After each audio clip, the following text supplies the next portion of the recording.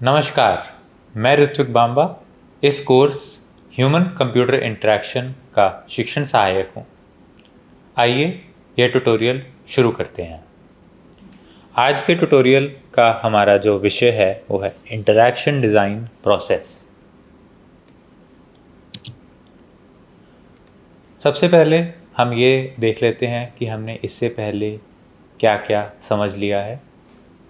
पहले के ट्यूटोरियल्स में हमने good design versus bad design यानी अच्छा डिज़ाइन वर्सेस ख़राब डिज़ाइन, क्या बनाता है एक डिज़ाइन को अच्छा, what makes a design good. फिर हमने अगले ट्यूटोरियल में देखा इंक्लूसिविटी और एक्सेसिबिलिटी क्या होती है, वो कैसे अलग होते हैं और उनके भिन्न भिन्न प्रकार के उदाहरण। उसके बाद हमने 5 मुख्य डिज़ाइन प्रिंसिपल्स देखे जो कि हैं विजिबिलिटी, फीडबैक, कंसिस्टेंसी, कंस्ट्रेंट्स और आखिर में अफोर्डेंस। चलिए शुरू करते हैं। पहले ये समझते हैं कि हम क्या क्या पढ़ने वाले हैं। सबसे पहले हम करेंगे व्हाट इज़ इंटरैक्शन डिज़ाइन, क्या होता है इंटरैक्शन डिज़ाइन, इसमें क्या क्या शामिल होता है, इसके क्या क्या मुख्य स्तंभ होते हैं इंटरैक्शन डिज़ाइन के। फिर उसके बाद हम देखेंगे एक यूज़र सेंटर्ड अप्रोच क्या होती है। फिर हम देखेंगे इंटरैक्शन डिज़ाइन में क्या क्या मुख्य गतिविधियाँ चलती हैं और आखिर में हम देखेंगे कुछ प्रैक्टिकल इश्यूज़ जो इसके साथ आते हैं। सबसे पहले हम देखेंगे इंटरैक्शन डिज़ाइन होता क्या है। तो ये एक काफ़ी सारे विषयों को मिला के एक विषय खुद बनता है जिसमें यूआई आता है, यूज़र इंटरफेस, और यूज़र एक्सपीरियंस आता है, यूएक्स। जहाँ पे इंटरफेस और एक्सपीरियंस मिल जाए वो बन जाती है इंटरैक्शन। ठीक है, चलिए फिर उसके बाद हम देखते हैं ये जो फील्ड है ये फोकस करती है यूज़र्स और डिजिटल प्रोडक्ट्स, डिजिटल उपकरणों और लोगों के बीच में जो भी वार्तालाप होती है, इंटरैक्शन होता है, इंटरैक्शन डिज़ाइन उस पर फोकस करता है। इसमें हम ये पढ़ते हैं कि हम कैसे नए डिज़ाइंस बना सकते हैं जिससे यूज़र्स वार्तालाप करें, एक प्रोडक्ट को एक्सपीरियंस करें, अनुभव करें उसका। और हमारा आखिर में गोल ये होता है कि जो इंटरैक्शन है, जो वार्तालाप है, वो बेहद ही इंट्यूटिव हो, हम खुद से समझ सकें और एफिशिएंट हो। और ये जो हमारा इंटरैक्शन डिज़ाइन है इसको हम शॉर्ट में लिख देते हैं IXD, इंटरैक्शन डिज़ाइन। अब इसमें होता क्या क्या है आप यहाँ देखेंगे। यूज़र इंटरैक्शन डिज़ाइन, इसमें क्या क्या आ रहा है। साउंड डिज़ाइन आ रहा है, हमारा क्या संगीत चल रहा है। ह्यूमन फैक्टर्स आ रहे हैं, हमारे जो मनुष्य से जो बदलने वाले फैक्टर्स हैं कुछ। Industrial design, architecture, information architecture, user experience design, content जिसमें संगीत, टेक्स्ट, ऑडियो, वीडियो ये सब आता है, विजुअल डिज़ाइन, और आखिरकार ह्यूमन कंप्यूटर इंटरैक्शन। ये सारे के सारे विषय मिलके बनाते हैं इंटरैक्शन डिज़ाइन। हम इसमें देखते हैं कि जो इंटरैक्टिव सिस्टम्स हैं उनका स्ट्रक्चर और बिहेवियर कैसे काम करता है, वो कैसे बिहेव करते हैं, और हम उन्हें फिर इम्प्लीमेंट करते हैं एक मददगार डिजिटल प्रोडक्ट बनाने में। फिर हम ये देखते हैं कि यूज़र और जो प्रोडक्ट सर्विस है उनके बीच में कैसा एक रिलेशनशिप है। फिर हम देखते हैं कि जो यूआई डिसिप्लिन है वो असल में समझ तो पूरी चाहते ही हैं, बट साथ में हम एक प्रैक्टिकल हैंड्स ऑन एक्सपीरियंस भी करते हैं इंटरेक्शन डिज़ाइन प्रिंसिपल्स का। और जो हमारा अंडरलाइंग सिस्टम होता है उसमें क्या क्या आते हैं, डिवाइस, इंटरफेस, कंटेक्स्ट, एनवायरनमेंट और आखिर में पीपल, जो कि हैं हमारे यूज़र्स, यानी कि जो लोग जो असल में इस डिज़ाइन को इस्तेमाल कर रहे हैं। कुछ और प्रिंसिपल्स भी हैं हमारे इंटरेक्शन डिज़ाइन के। परसीवेबिलिटी, हम इसमें एक इंट्यूशन से अपने खुद की दिमागी सोच से हम कर सकते हैं इंटरेक्शन को, और इंटरेक्टिव मीडिया से। फिर हम देखते हैं लर्नेबिलिटी पे, जो लोग हैं उनके साथ जो इंटरेक्शन हो रही है वो आसान हो याद करने में, लोगों के लिए समझना उन्हें आसान हो। फिर हम देखते हैं एरर हैंडलिंग, कि अगर कुछ गलती हो रही है तो उसको हम कैसे संभाल सकते हैं। हम उन्हें पहले तो आइडेंटिफाई करें, डिटेक्ट करें, उनका पता लगाएं और फिर उन्हें ठीक करें। आखिर में हमारे पास अफोर्डेबिलिटी है। अफोर्डेबिलिटी का आप याद करें, हमारे पिछले ट्यूटोरियल में हमने पढ़ा था अफोर्डेंस। ये उसी से ही लिया गया शब्द है, जिसमें हम जो हमारे रोज़मर्रा के काम हैं उनसे हम एक इंस्पिरेशन लेते हैं कि हम अपने डिजिटल काम भी कैसे कर सकते हैं।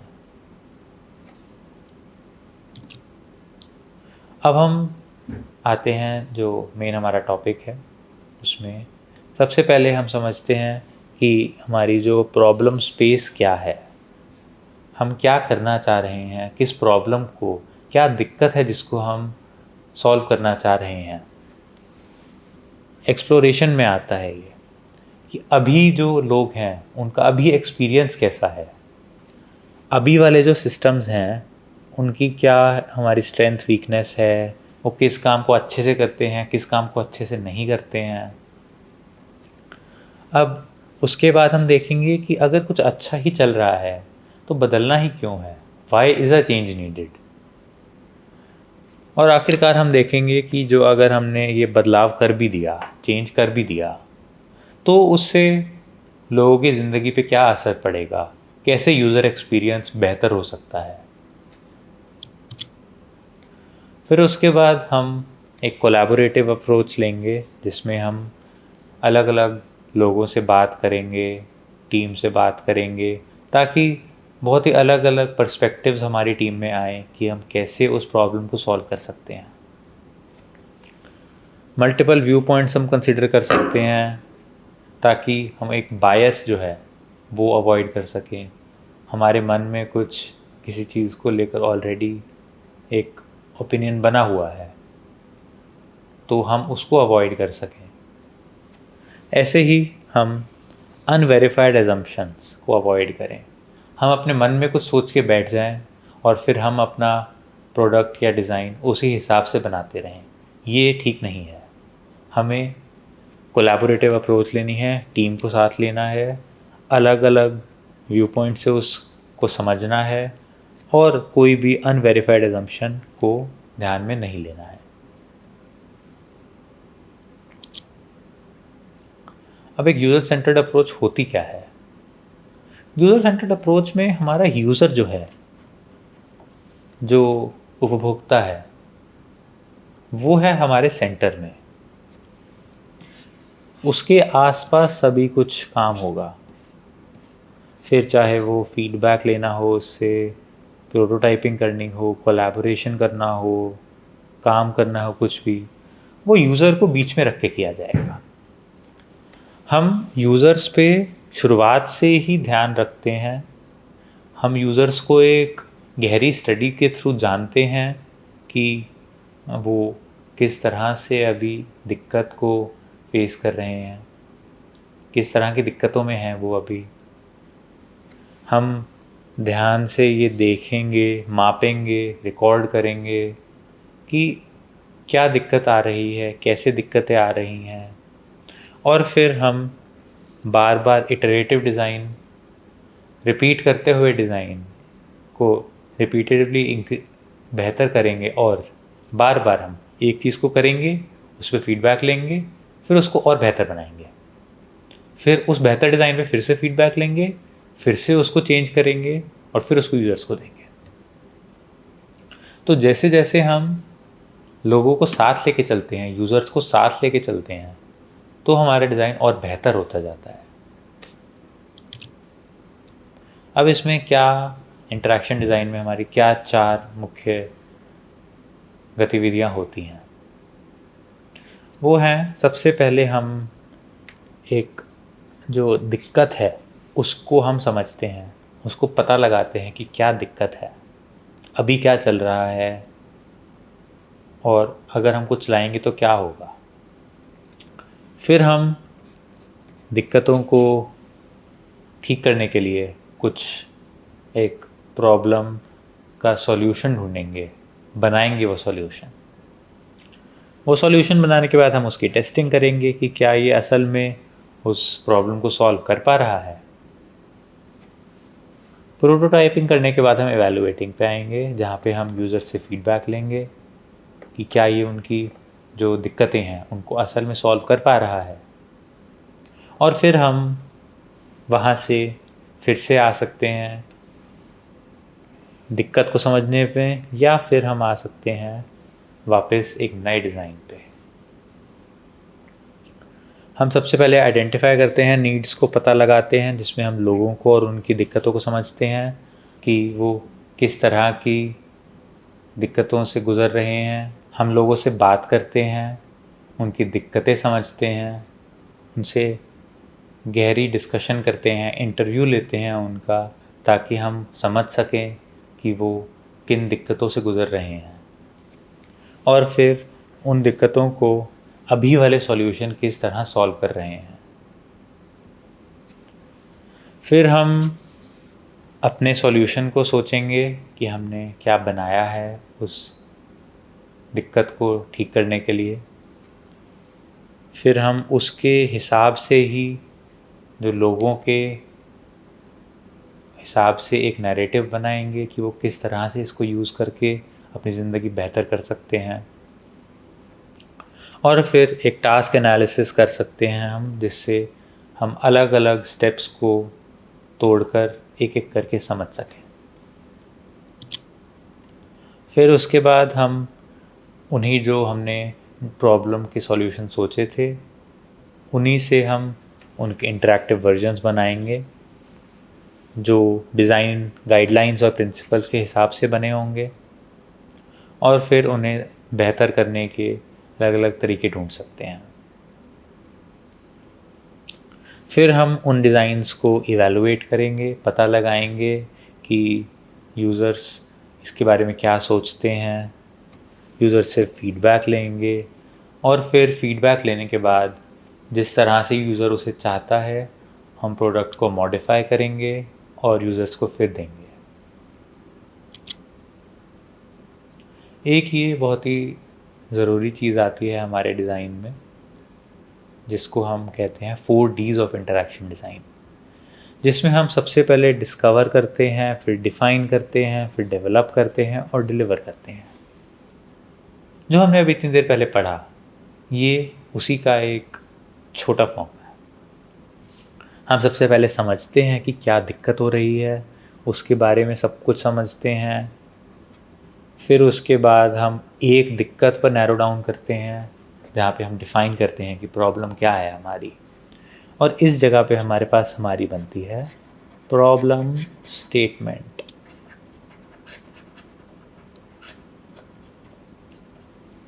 यहाँ से फिर हम उसके लिए सॉल्यूशन ढूंढने निकलते हैं। हम अलग अलग सॉल्यूशन सोचते हैं और फिर हम जो परफेक्ट सॉल्यूशन है वो उस पे आ जाते हैं, और यहाँ पे आके बनता है हमारा फाइनल प्रोडक्ट।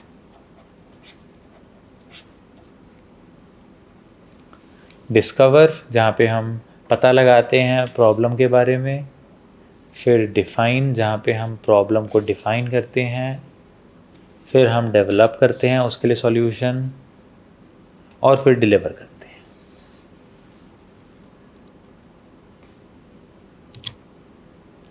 इसी को हम एक और तरीके से भी समझ सकते हैं, जो कुछ हमारे विद्वान लोग हैं वो इसको इस तरह से बताना चाहते हैं कि 4 नहीं है, 5 हैं।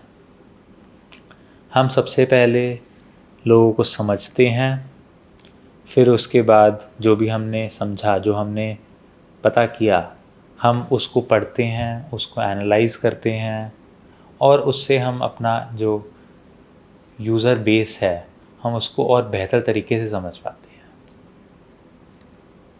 उसके बाद हम फिर आते हैं सॉल्यूशन बनाने पे, जहाँ पे जो डिज़ाइनर्स हैं वो अलग अलग तरीके के सॉल्यूशंस बनाते हैं और उसके बारे में सोचते हैं। इसमें प्रोटोटाइपिंग, वायर फ्रेमिंग, इस तरह की बहुत अलग अलग टेक्निक्स यूज़ की जाती हैं। उसके बाद हम प्रोटोटाइप करते हैं, हम उस प्रोडक्ट का एक असल वर्जन बनाते हैं, इंटरैक्टिव मॉडल बनाते हैं जिससे हम उसको टेस्ट कर सकें, और आखिरकार हम उस प्रोटोटाइप को यूज़र्स को देते हैं ताकि वो उसे टेस्ट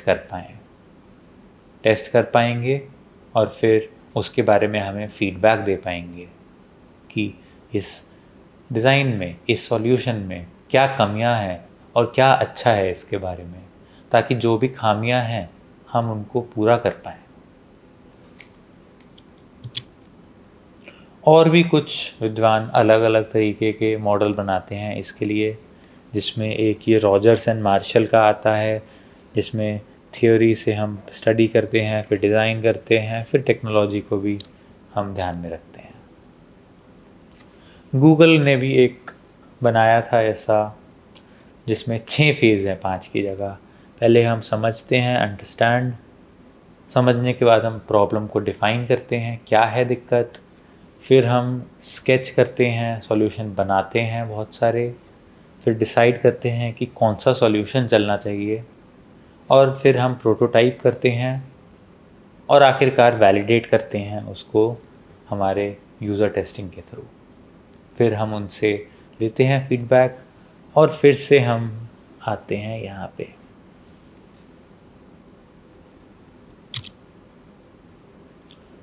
इंटरैक्शन डिज़ाइन में हम मुख्यतः 5 डायमेंशंस देखते हैं। सबसे पहले डायमेंशन है वर्ड्स, जो अक्षर शब्द लोगों को दिए जाते हैं।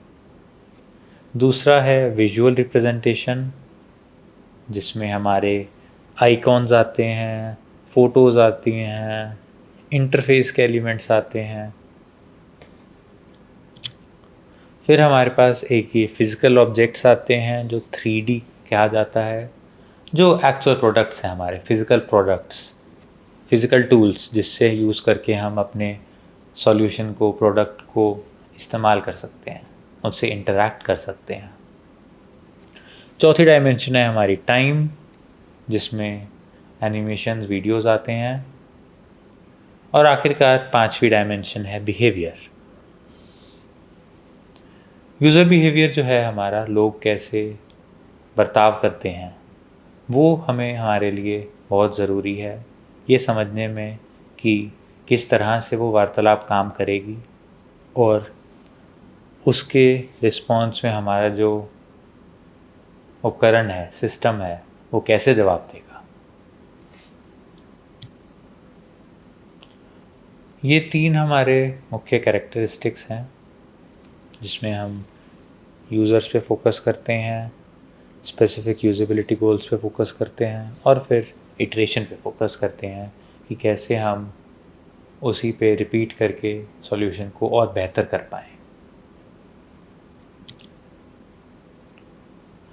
आखिरकार हम आते हैं कुछ प्रैक्टिकल इश्यूज़ पे, क्या दिक्कतें फेस करते हैं हमारे डिज़ाइनर्स।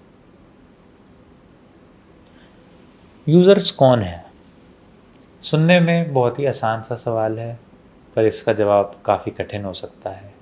असल में कौन हमारे उपकरण को, हमारे डिज़ाइन को यूज़ करेगा, ये जानना बहुत मुश्किल है। इसके लिए हमें गहन अनुसंधान करना चाहिए, रिसर्च करनी चाहिए और समझना चाहिए कि लोगों को क्या चाहिए, क्या दिक्कतें हैं उनकी, उसे किस तरह से ठीक किया जा सकता है। नीड्स से हमारा क्या मतलब है, लोगों की क्या ज़रूरतें हैं, ये ज़रूरतें समझना एक बेहद ही ज़रूरी काम हो जाता है। ये समझना बेहद ज़रूरी है कि लोगों की क्या ज़रूरतें हैं असल में। ये समझने के बाद हम उनके लिए अलग अलग डिज़ाइन बना सकते हैं। ये करने के बाद हम अलग अलग डिज़ाइन बना सकते हैं और अलग अलग डिज़ाइन से हम लोगों की दिक्कतों का हल कर सकते हैं। और आखिरकार ये जो हमने अलग अलग डिज़ाइन बनाए, इनका हम क्या कर सकते हैं, इनमें से किसको हम असल में इस्तेमाल कर सकते हैं अपने आखिर के डिज़ाइन में। ये हमारी एक उदाहरण के तौर पे एक प्रॉब्लम स्टेटमेंट दी गई है, जिसमें हमें एक प्लान करनी है ट्रिप। तो उसके लिए हमें एक प्रोडक्ट बनाना है जो हमें एक ट्रिप को ऑर्गेनाइज़ करने में हमारी मदद करे। इसमें हमारे पास कुछ हिंट्स भी दिए गए हैं कि किस तरह की हमें छुट्टी चाहिए, क्या क्या करना है हमें उसमें, और हम उसमें सोचेंगे कि क्या क्या अलग अलग गतिविधियाँ किस क्षेत्र में पड़ेंगी। सबसे पहले हम आइडिएशन करेंगे, हम सोचेंगे कि हम क्या क्या कर सकते हैं इसमें। अभी ये काम कौन कौन कर रहा है, कौन कॉम्पिटिटर हैं हमारे, हमें किस तरह की सर्विसेज देनी है, फिर हमें किस तरह का टूर चाहिए। हमें थोड़ा महंगा टूर चाहिए, थोड़ा हमें एक किफ़ायती रूप से टूर देखना है। हमें यूज़र्स को प्रायोरिटी देनी है, उन्हें सबसे आगे रखना है किसी भी बात में। फिर हमें ये समझना है कि किस तरह से वो जाएंगे ट्रिप पे, वो गाड़ी के रास्ते जाएंगे, हवाई जहाज़ के रास्ते जाएंगे, कितने दिन का ट्रिप होगा, कितने दिन वो जाएंगे छुट्टियों पे, क्या किस तरह का खाना खाएंगे वो वहाँ जाकर, और अलग अलग हम मशीन लर्निंग और आर्टिफिशियल इंटेलिजेंस का किस तरह से इस्तेमाल करके मॉडल को बेहतर कर सकते हैं। फिर हम उसके डिज़ाइन पे जाएंगे, उसमें क्या क्या होगा। उसके होम स्क्रीन पे, शुरुआती स्क्रीन पे ये सब होगा, लोगो आएगा, हमारी कंपनी का नाम आएगा, लॉगिन करने के लिए हमें एक पोर्टल दिया जाएगा और हमें बताया जाएगा कि इसको कैसे इस्तेमाल करना है। होम स्क्रीन पे जाने के बाद हमारे पास अलग अलग ऑप्शंस आ सकते हैं, जिसमें एक सर्च करने का ऑप्शन दे सकते हैं हम, जिसमें हम ये पूछ सकते हैं लोगों से कि वो कहाँ जाना चाहेंगे अपनी छुट्टियों के लिए। यूज़र्स के रिव्यूज़ ले सकते हैं हम, उस जगह की फ़ोटोज़ रख सकते हैं और वहाँ कैसे जाया जा सकता है।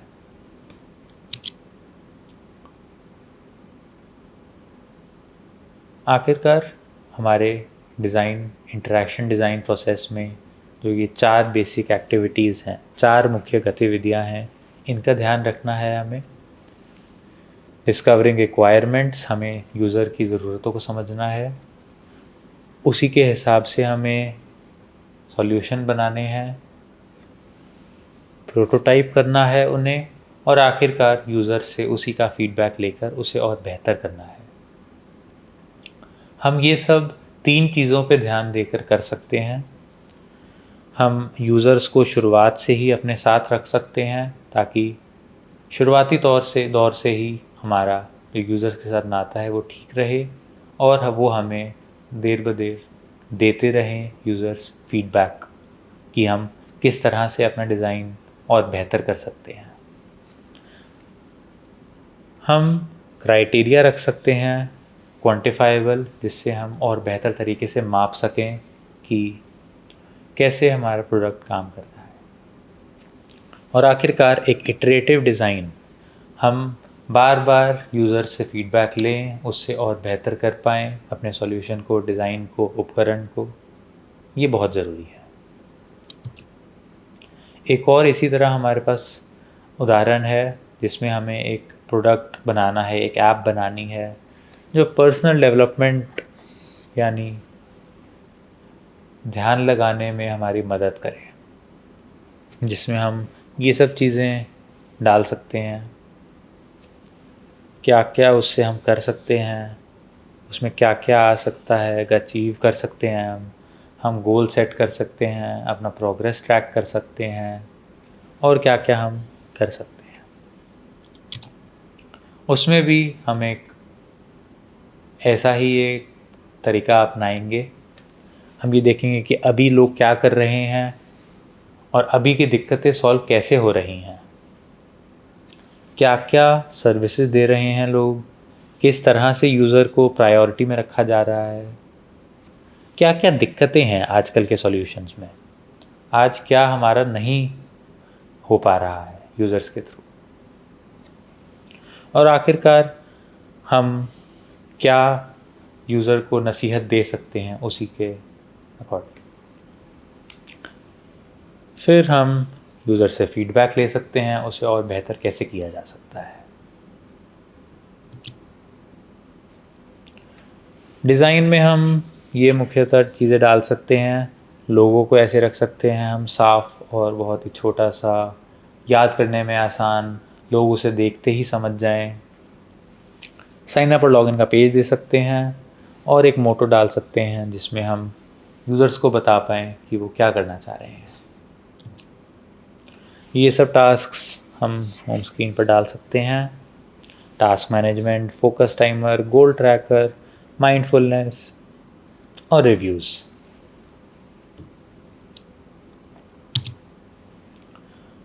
एक आपके लिए और एक्टिविटी है हमारी कि हमें एक मोबाइल ऐप के थ्रू कॉफ़ी ऑर्डर करनी है। उसमें हम ये सब स्टेप्स कर सकते हैं। सबसे पहले हम यूज़र रिसर्च करेंगे, हम जानेंगे हमारे उपभोक्ता कौन होने वाले हैं। फिर उसके बाद हम उसी के हिसाब से रिक्वायरमेंट को डिफ़ाइन कर सकते हैं कि लोगों को क्या चाहिए। फिर हम उन्हें प्रोटोटाइप करके बना सकते हैं और आखिरकार हम उसी को टेस्ट कर सकते हैं। ये इसके सॉल्यूशन बनेंगे। साथ में यूज़र्स होंगे इसके स्टूडेंट्स, बिज़ी प्रोफेशनल्स, जिन लोगों को कॉफ़ी पीना पसंद है, वो क्या करना चाहते हैं, उन्हें एक कॉफ़ी चाहिए जल्दी और आसानी से। क्या दिक्कतें आ सकती हैं उन्हें कस्टमाइज़ करने में दिक्कत आ सकती है, उन्हें रिव्यू करने में टाइम लग सकता है थोड़ा सा, और उन्हें ये पता लगाना चाहिए कि उनका कितनी देर में ऑर्डर रेडी होगा। उनकी हम ज़रूरतें भी लिख सकते हैं कि हमें एक मेन्यू ऐसा चाहिए जिसमें वो ठीक तरीके से ये बता सकें कि उन्हें किस तरह की कॉफ़ी चाहिए, उसमें दूध कम डालना है, चीनी ज़्यादा डालनी है, और इस तरह के अलग अलग हम विकल्प दे सकते हैं। और आखिरकार हम उन्हें ये बता सकते हैं कि यूज़र कितनी देर में कॉफ़ी अपनी ले पाएगा, कितनी देर में आएगी कॉफ़ी उसकी। हम प्रोटोटाइप करेंगे, फिर हम ये टॉप सेक्शन में लिखेंगे कि लोकेशन अभी क्या डली हुई है कॉफ़ी के लिए। मेन्यू में हम काफ़ी सारे विकल्प दे सकते हैं। जब हम ऑर्डर करने जाएं तो एक पॉपअप आ सकता है जिसमें हम बता सकते हैं कैसे कस्टमाइज़ करना चाहेंगे हम अपनी कॉफ़ी को। और आखिरकार एंड में हम आखिरकार लिख सकते हैं कि हमारा ऑर्डर की समरी क्या थी, क्या क्या ऑर्डर था, कितने का ऑर्डर बना, कितनी देर में आ रहा है।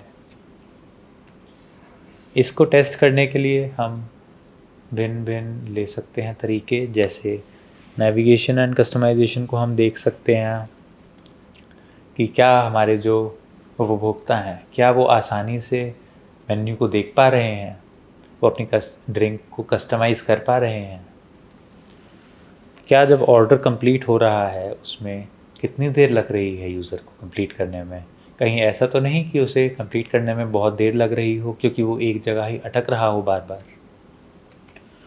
और आखिरकार ऑर्डर होने के बाद जो हमारे यूज़र हैं उन्हें एक ट्रैकिंग इन्फॉर्मेशन दी जाए कि वो किस तरह से अपने ऑर्डर को ट्रैक कर पाएँ, कितनी देर में आएगा ऑर्डर उनके पास। ये हमारे कुछ लिंक और किताबें दी गई हैं जिनको आप यूज़ करके इन्हीं पढ़ाए गए विषयों पर और जान सकते हैं। खासकर ये हमारी जो interaction-design.org की वेबसाइट है। आज के ट्यूटोरियल के लिए इतना ही। धन्यवाद।